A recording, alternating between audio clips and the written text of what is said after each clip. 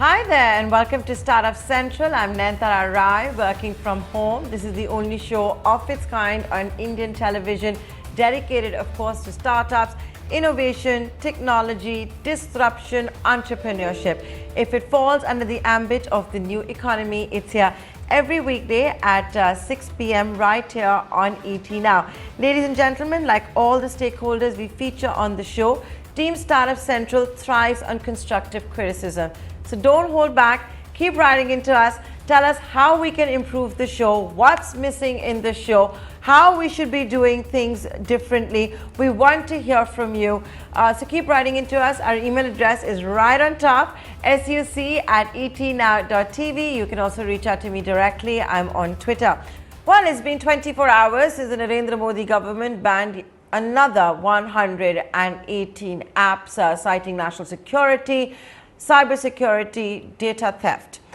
So in all now you have about 224 apps that have been banned. They are Chinese or have links to China.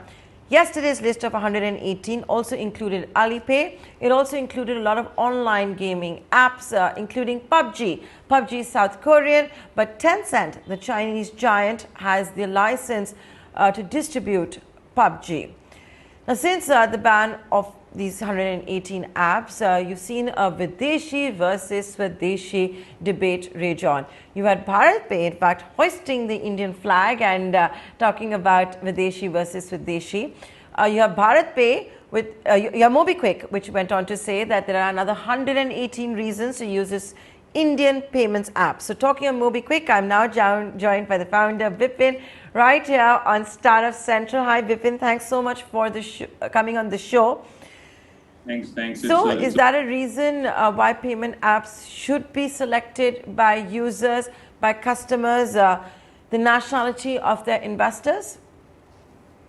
Well, I mean, I would not say nationality of the investors, definitely. I think, as I said earlier in your show, that India is a country which needs foreign capital, and all foreign investors, including the Chinese, must be welcome invest in the Indian companies and about. I think the view that at least I have, which is specific to MobiKwik and specific to our firm, is that we must have an ability to build local champions in technology and internet, which is very, very important. The top 4-5 mega corporations of the world are all in the world, are all in technology, whether it is Apple, whether it is Microsoft, whether it is Google, whether it is Amazon.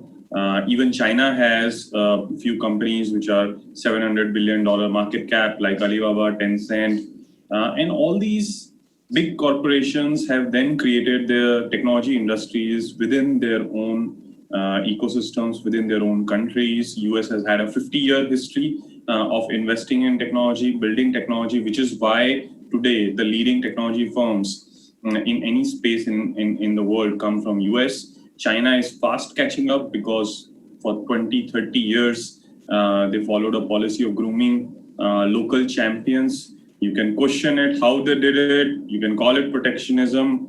But hey, I mean, you can't question the market cap and the size that has been created. We as India, as Prime Minister Modi has said, must also become Atmanirbhar. We must also have local champions. If we don't have local champions, if we only import technology from foreign corporations, I think we will lose our technology market just to foreign players, whether it is American, whether it is Chinese, it doesn't matter. I think in this respect, we must distinguish foreign investments and investors from foreign corporations. Look, even Alibaba took funding from SoftBank, which was a foreign investor. Tencent took investment from Naspers, which was again a foreign investor. And these two were primary investors for these two corporations in their early ages. But the main thing was that, Alibaba didn't have to compete with Amazon at that time. WeChat didn't have to compete, or Tencent didn't have to compete with Facebook and, other social media giants of US. Because the market was closed. There was no search engine, so there was Baidu instead of Google. Now, I think that's something that Indian policymakers are waking up to, saying that we have had, foreign corporations dominate the tech landscape of India for a very, very long time. I understand that the action is right now limited and it's to Chinese, but particularly Chinese apps, and these are directly Chinese corporations which are running, these apps, including gaming, including payments, as you correctly mentioned, and I actually support the Indian government to take this stand, and I actually think that they should expand this to create more local champions. I think the thing about the policy that we should follow is that we should create our own big tech corporations. It's not necessary that we have to we are arguing against a Chinese or against an American. I think the investors are welcome, but whether their foreign corporations are welcome in India and to what extent and what kind of a competitive landscape is something that policymakers should definitely decide.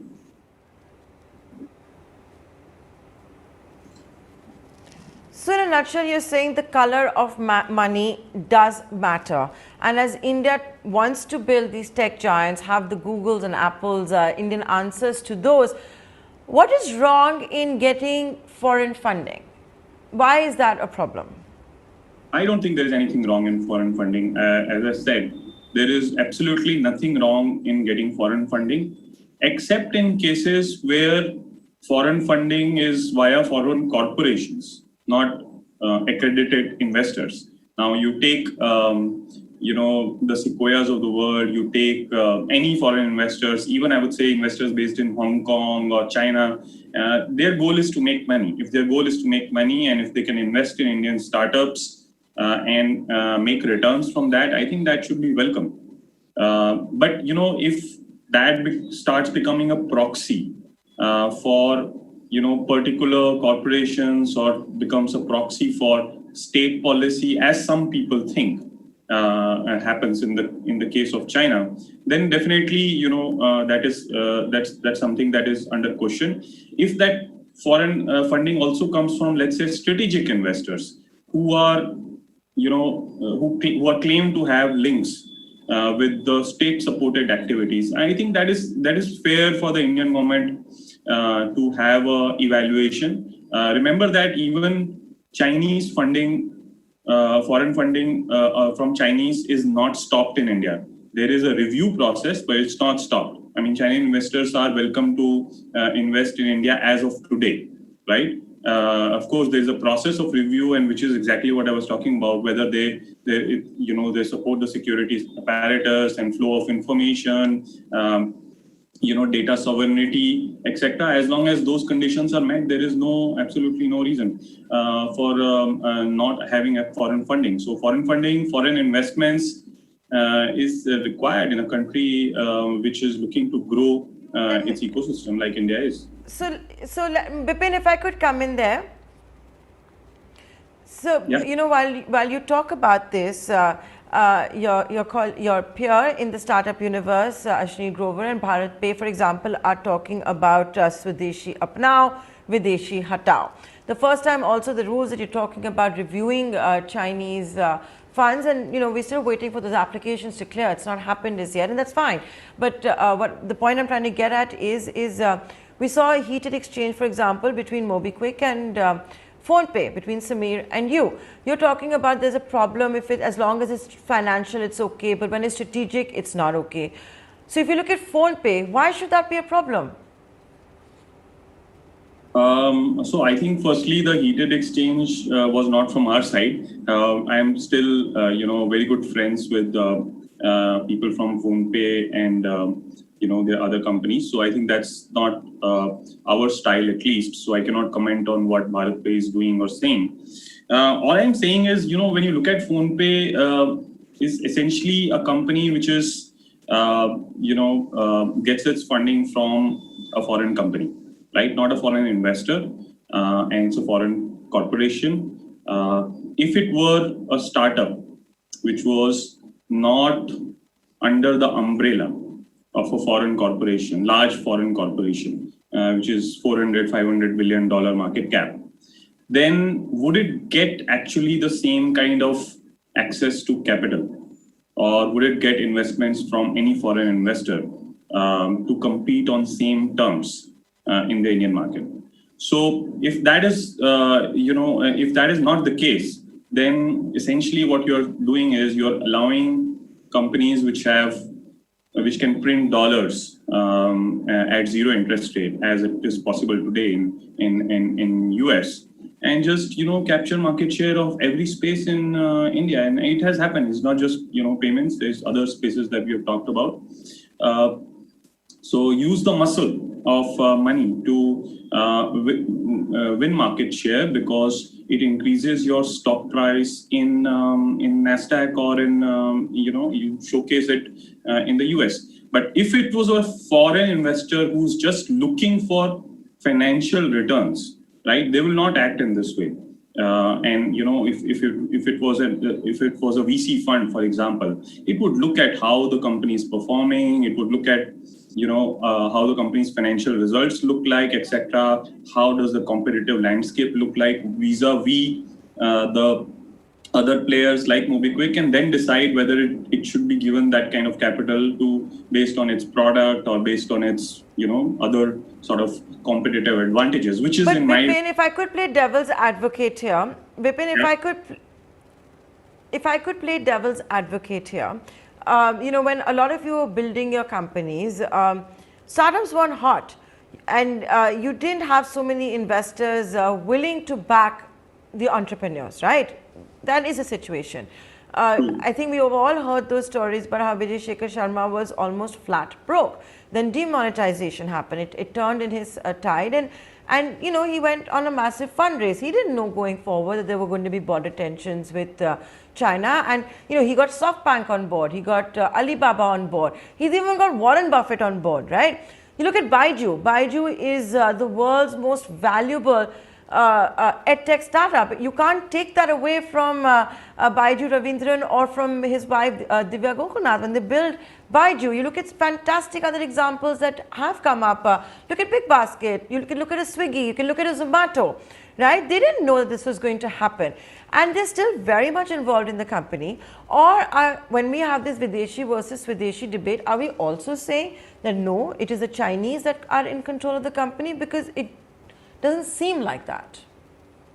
No, I absolutely, Nayantara, I absolutely agree with you. I don't have a view that if a strategic, even if it's a strategic Chinese investor, like you mentioned, like Alibaba, if they have, or Tencent, if they have a small minority investment, and how small or how big is debatable, they do not have adequate control over the running of the company to make it like a Chinese company. So in other words, whether it does have influence or significant influence in the running of the company.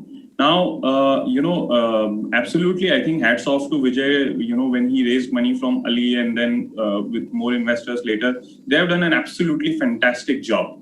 But the question I will ask is, why do you think Alipay or Ant Financial invested in invested in Paytm? And why they invested is, was it a financial return that they were looking for, or was it a significant influence? Now, recently Ant Financial put out its prospectus where it is clearly written that they have an associate in India, and they have followed this strategy in other countries of Asia as well, where they invest into a mobile wallet or a payment company, and they wanted to create a corridor of payments, pan-Asia kind of payments, connecting Alipay with all these different entities over which they had significant influence. This is pretty well known. It's called out in their prospectus as well, and I think we can't shy away from it. Now, so that's my limited point. So you can't compare one Chinese investment with every other Chinese investment and say just because you have a Chinese investor means that you are actually you are a Chinese company by nature. In the case of Paytm, I think this is different. In the case of Zomato or Big Basket, it is very, very different. That's That's my under very limited view, without knowing actually facts on the ground, just knowing from experience of running my own company and having different kind of investors, including foreign investors on our board as well.